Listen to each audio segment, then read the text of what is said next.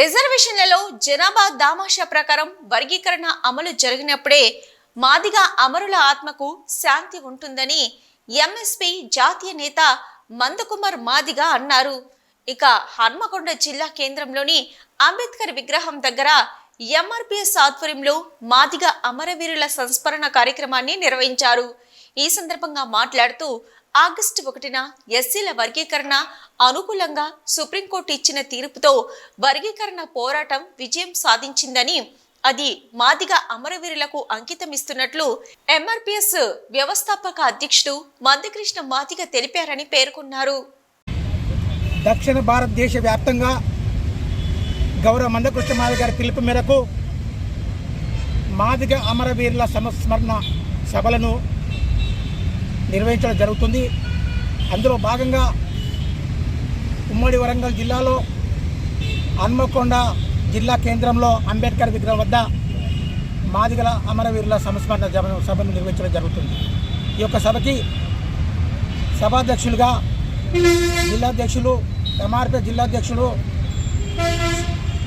గద్దల సుకుమార్ మాదిగ, ఈ యొక్క కార్యక్రమానికి ముఖ్య అతిథులు నాతో పాటు పాల్గొన్న అన్న ఎంఎస్పీ జాతీయ నాయకులు వేల్ప సూరన్న, ఎంఎస్పీ నాయకులు బొడ్డు దయాకర్ అన్న, అదే క్రమంలో ఎంఎస్పీ పార్టీ జిల్లాధ్యక్షులు బండారు సురేందర్ మందరాజు, ఈ యొక్క కార్యక్రమం పాల్గొన్న నాయకులకు అందరికీ, కార్యకర్తలందరికీ ఉద్యమాది వందనాలు. ముఖ్యంగా ఎంఆర్పీఎస్ ఉద్యమంలో అశువులు బాసిన నాయకులందరికీ జోహార్లు తెలుపుతూ తాడిపత్రి, అనంతపురం జిల్లాలో తాడిపత్రిలో ఎస్సీల వర్గీకరణ సాధన కోసం గౌరవ మందకృష్ణ మాదిగ గారు ఆమరణ నిరాహార దీక్ష కొనసాగిస్తుంటే వెంటనే వర్గీకరణ సమస్య పరిష్కారం చేయాలని, వర్గీకరణ చేయాలని డిమాండ్ చేస్తూ దీక్షలు చేస్తుంటే అనంతపురం తాడిపత్రి వద్ద తెల్లబల్ల రవి మాదిగ మరి పురుగుల మందు తాగి చనిపోవడం జరిగింది. ఆ తర్వాత ఎంఆర్పీఎస్ ఉద్యమం వర్గీకరణ ఉవ్వెత్తున పోరాటాలు జరుగుతుంటే అక్కడ మాల కులస్తులు ఓర్చుకోలేక మమ్మల్ని వర్గీకరణ అడ్డుకోవాలనే ఉద్దేశంతో మరి తూర్పుగోదావరి జిల్లాలో చిర్రా నాగేశ్వరరావు, మీరా సాహెబ్ అనే నాయకులను మరి కర్రలతో కొట్టి చంపడం జరిగింది.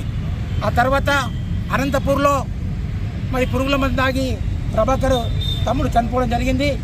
మరి భారతక్క హైదరాబాద్లో టీఆర్ఎస్ కేసీఆర్ ప్రభుత్వం ఉన్న క్రమంలో అక్కడ హైదరాబాద్ జిల్లా కలెక్టర్ కార్యాలయం ముందు ధర్నా చేస్తున్న ఎంఆర్పీఎస్ నాయకులు ధర్నా చేస్తుంటే పోలీసులు ఉద్దేశపూర్వకంగా మొత్తం నెట్టివేసి